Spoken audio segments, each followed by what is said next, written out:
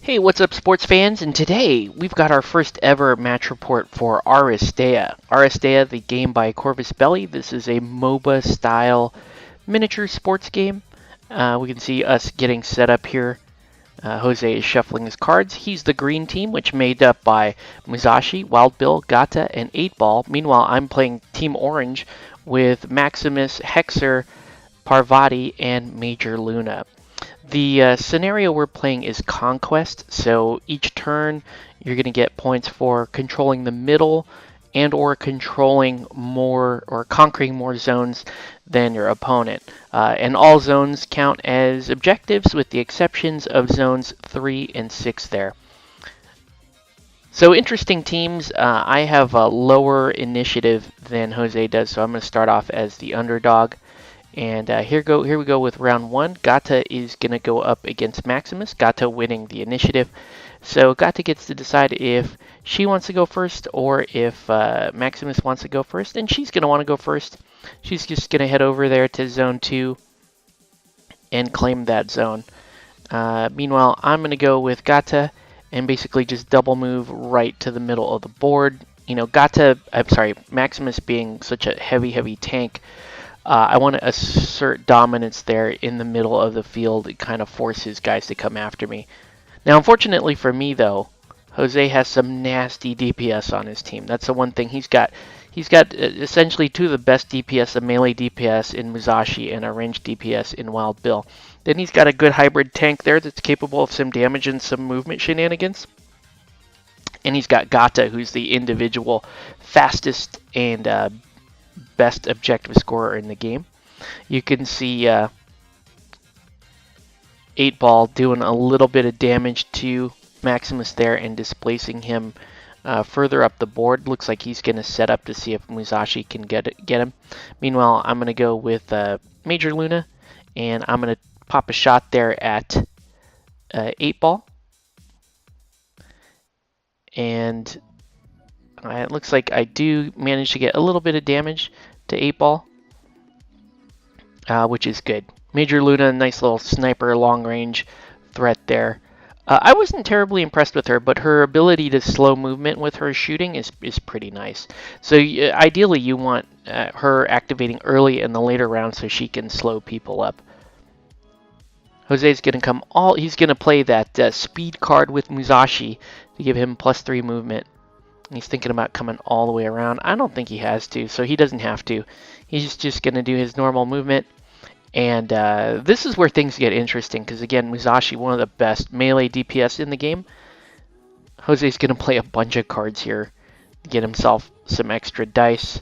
This is where things get really scary, even for Maximus. Musashi can still one-shot Maximus. I play a no card there to prevent one of his 2 cards. You can see he still played a card there to get a little bit extra dice there.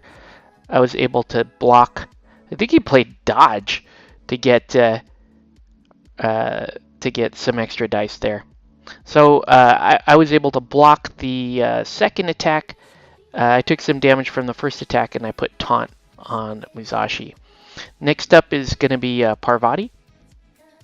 And Parvati's just going to do a little bit of shooting there on Musashi. Looks like that with that critical block, I'm not going to really do anything. So critical block and 2 shields. Jose having the hot hand with the dice early here. I do manage to get my trigger, though, for +2 initiative. I'm playing -2 energy there. It's the wrong token. That's a frag token, so we'll get it.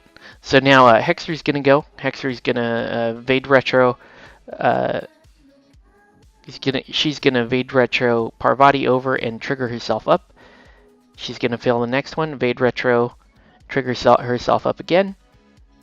Looks like she's trying to figure out, because I want to stay in zone 4 because it is a scoring zone. So I'm gonna evade retro Parvati into zone 5, which is nice, and then trigger myself back into scoring with zone 4. And I'm just going to move shuffle Major Luna over 1.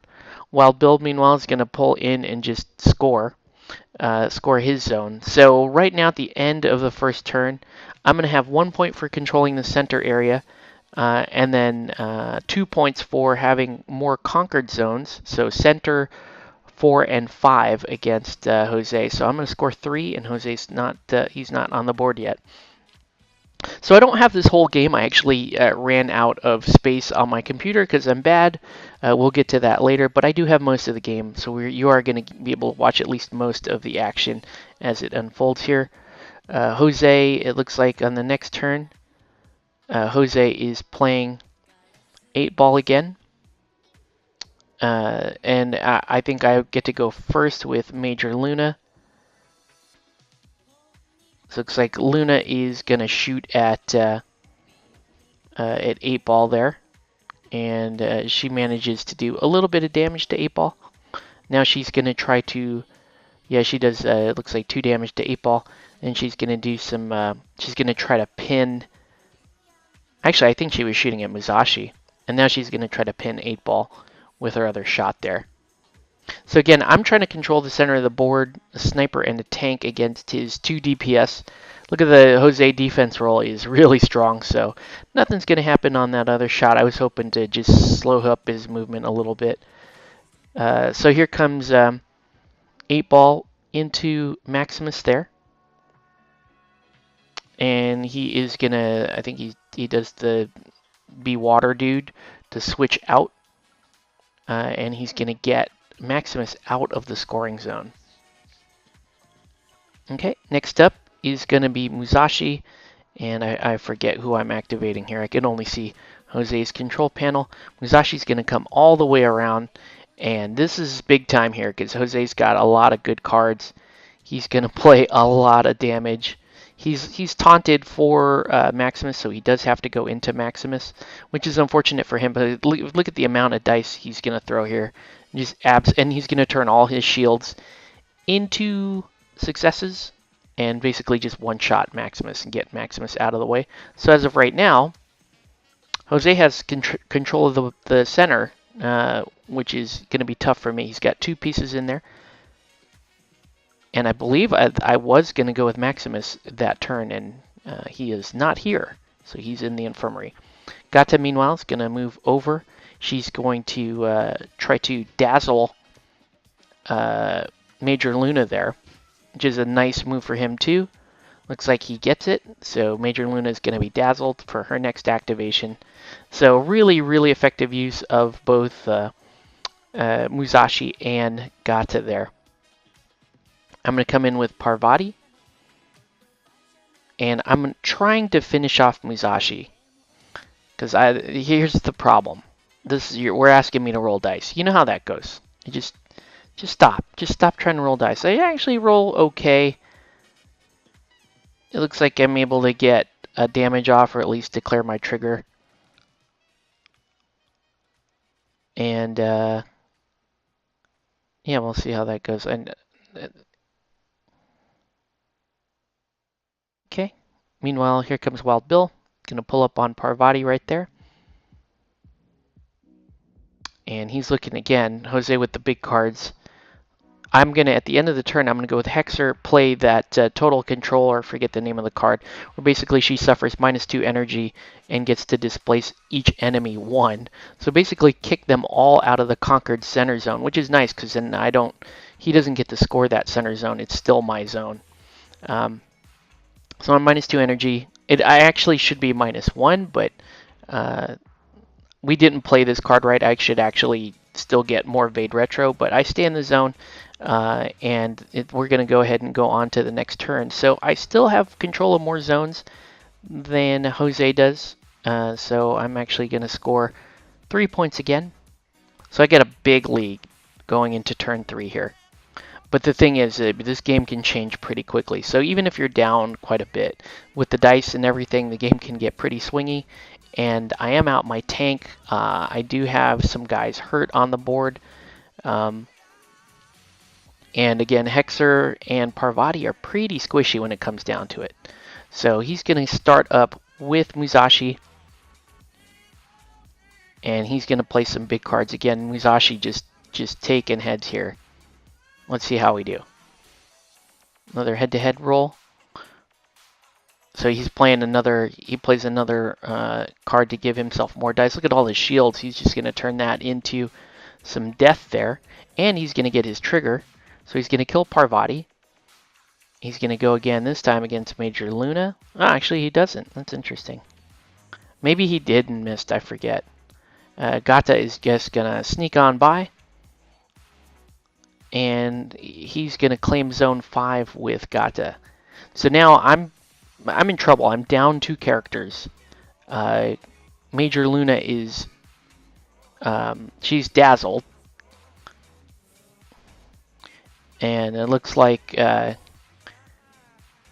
It looks like I was trying to do some attacking there, or actually I was trying to get out of combat with Musashi and it failed twice. That was Major Luna's activation. So here comes Wild Bill against Hexer, and it looks like Wild Bill is he nearly kills Hexer. That's an extremely good roll. He just needed one more star there. Would have one-shotted Hexer. I think he's gonna try it again. He gets his trigger, so he shoots again, and luckily Hexer is still alive after all that. She may have very well died. So now Jose has total control of the middle of the board there. I'm gonna come back in with Maximus, who is -2 energy. And just kind of move him towards the center of the board. And here comes 8-Ball. 8-Ball's going to displace him. And he's going to try again. And I believe he gets another displace here. So just doing his best to keep me out of the center of the board. So he is. So now Jose has. He has reversed the score. He has the center zone, and he has more conquered territory than I do. So at the end of this turn, he is going to score. I'm going to move up with Hexer, try to get 8-Ball out of the middle. It looks like I am able to. But the thing is, even with 8-Ball out of the middle, it saves me 1 point. So Jose still has more conquered zones than I do. So Jose is going to score, he's going to score 2 points here. So that's the end of turn 3. I don't recall if we have turn 4 on here. Turn 4 gets even worse for me. So things are, now that he's got an advantage character-wise, he's going to continue to press into that and kill my guys more often.